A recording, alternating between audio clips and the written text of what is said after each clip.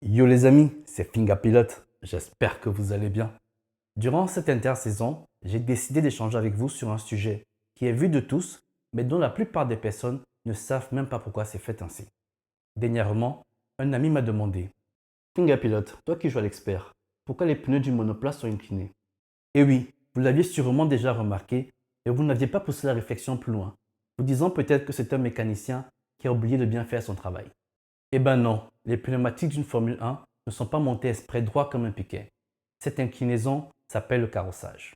À la fin de cette vidéo, vous comprendrez à quel point cette inclinaison est cruciale pour l'équilibre d'une monoplace, et donc pour sa performance en piste. Et je vous dirai en bonus pourquoi nos voitures de route n'ont pas grand intérêt à avoir du carrossage.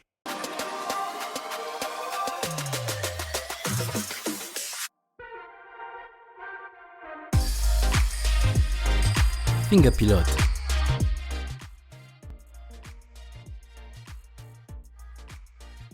Avant d'aller plus loin, on va d'abord tuer dans l'œuf une confusion que même les plus grands amateurs de sport auto ont tendance à faire. Sinon, ce sera comme cette génération de monoplaces où on qualifie de marsuinage tout rebond d'un véhicule en ligne droite. Alors, c'est quoi le pincement? Et non, ce n'est pas le fait de pincer une roue avec une pince. En sport automobile, il y a deux degrés de liberté d'inclinaison des roues lors d'un réglage. Le premier, qu'on va appeler le pincement, est là pour agir sur le parallélisme des roues. Le pincement définit alors l'angle que font les roues avec l'axe longitudinal de l'auto, lorsque celle-ci est vue du dessus. Ainsi, lorsque les roues vont pointer vers l'extérieur, on va parler d'ouverture. A l'inverse, quand elles donnent l'impression de se refermer vers l'intérieur, on parle de pincement.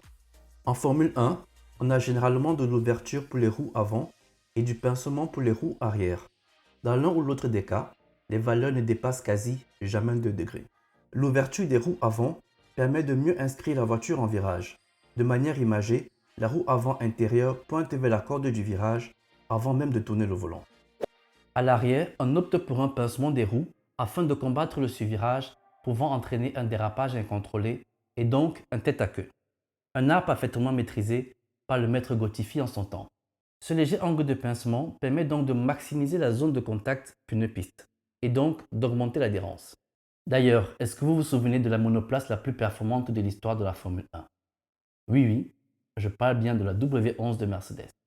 Elle était également connue pour son fameux système d'as, qui influait sur le parallélisme des roues avant et donc sur son pincement. On voyait Hamilton et Bottas jouer avec la colonne de direction pour l'activer. Maintenant donc que la notion de pincement a été clarifiée, parlons donc du sujet principal de cette vidéo, le carrossage. Le carrossage est donc le second degré d'inclinaison des roues possible. Pour se rendre compte du carrossage d'une voiture, il faut regarder la voiture de face. C'est l'angle qu'on observe le plus aisément à la télévision.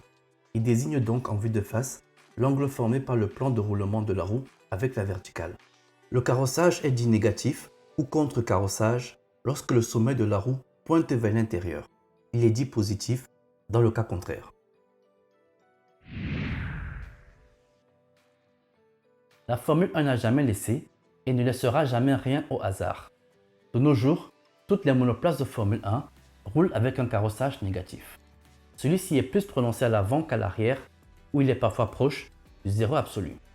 Pour faire très simple, l'impact du carrossage négatif est réellement visible lorsqu'on prend un virage à haute vitesse.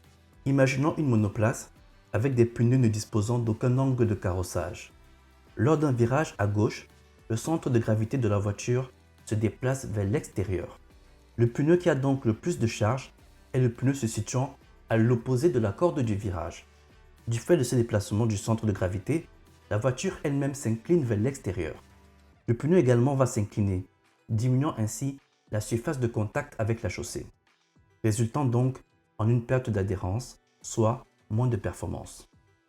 Or, avec un carrossage négatif, la surface de contact du pneu avec la piste est maximisée dans le virage. En français plus simple, l'adhérence est plus importante. Et qui dit plus d'adhérence, dit une vitesse de passage élevée dans les courbes. Bien évidemment, les angles ont été grossis pour faciliter la compréhension. Ne vous inquiétez pas, on va résumer tout cela. Un véhicule avec un carrossage nul n'a pas cette position dans un virage rapide. La vitesse emmenée dans le virage le contraint à avoir cette position, ce qui n'est pas idéal en termes d'adhérence, comme on peut le remarquer. Le carrossage négatif va donc pratiquement ramener le pneu extérieur en position verticale, malgré le roulis qu'a pris la voiture dans la courbe, et ainsi procurer plus d'adhérence au pneu extérieur. Ainsi, on peut donc voir sur ces deux photos la correction apportée par le carrossage négatif. En accéléré, un carrossage négatif donne ceci. On a sur la roue extérieure une adhérence presque similaire à celle d'une Formule 1 avec un carrossage nul sur ligne droite. Vous savez pourquoi les softs vont si vite? C'est parce qu'ils sont tendres. Non, ce n'est pas une blague. Leur souplesse permet aux pneus de mieux se déformer et donc de maximiser l'adhérence en courbe. Un pneu médium ou hard, plus rigide, est donc moins apte à se déformer. Il ne peut pas autoriser la même vitesse de passage en courbe qu'offre un pneu soft.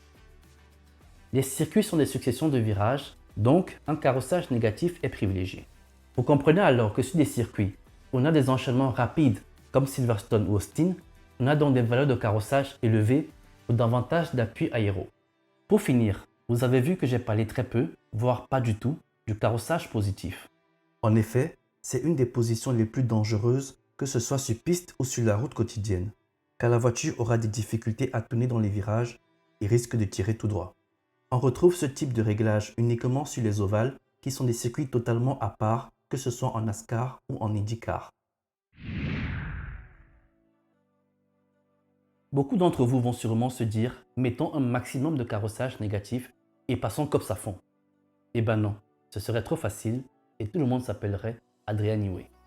Comme toutes les bonnes choses de ce monde, on ne peut pas jouer n'importe comment avec les angles de carrossage pour deux principales raisons. Tout d'abord, vous savez que les Formule 1 sont des divas difficiles à régler. Et donc, leur balance aérodynamique a été optimisée pour une certaine fenêtre de valeur de carrossage. Ainsi, en modifiant drastiquement le carrossage, le flux d'air autour de la voiture peut se retrouver perturbé. Au lieu de gagner 2 points d'appui aéro, vous en perdez 10. Pas très malin. Deuxièmement, un excès de carrossage négatif peut entraîner une surchauffe du flanc intérieur des pneumatiques. En effet, le carrossage négatif génère sur le pneumatique extérieur un effort de poussée transversale en virage orienté vers l'intérieur. Cette force va générer de la chaleur au niveau du pneumatique, mais également pousser le véhicule à l'intérieur du virage, ce qui est une aide, car elle vient contrecarrer l'effet de la force centrifuge qui pousse naturellement le véhicule à l'extérieur du virage. Et on sait tous qu'une bonne gestion pneumatique est primordiale pour gagner en Formule 1. La preuve, lorsque Ferrari a rencontré des problèmes de dégradation au retour de la trêve estivale 2022, le rapport de force vis-à-vis de Mercedes et Red Bull s'est vu inversé. C'est pourquoi Pirelli communique toujours sur les valeurs limites à respecter.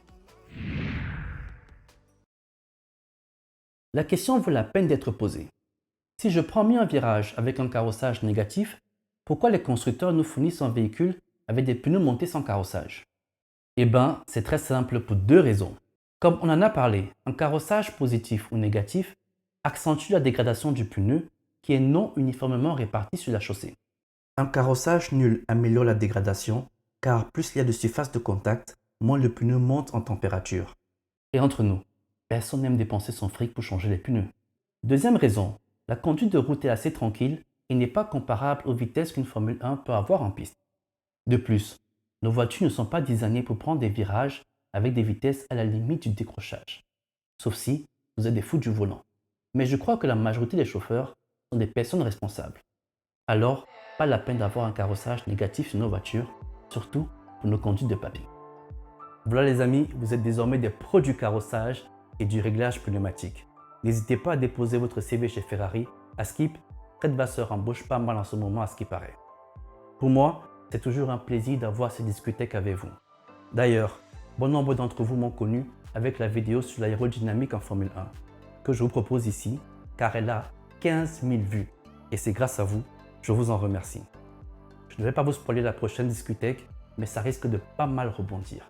D'ici là les amis, n'oubliez pas les gestes habituels. On like la vidéo si on apprécie le contenu, on s'abonne à la chaîne si ce n'est pas déjà fait, et surtout, on partage à nos amis pour le référencement. Ça m'aide beaucoup. En attendant, je vous dis à très bientôt. C'était Fingerpilot. Ciao!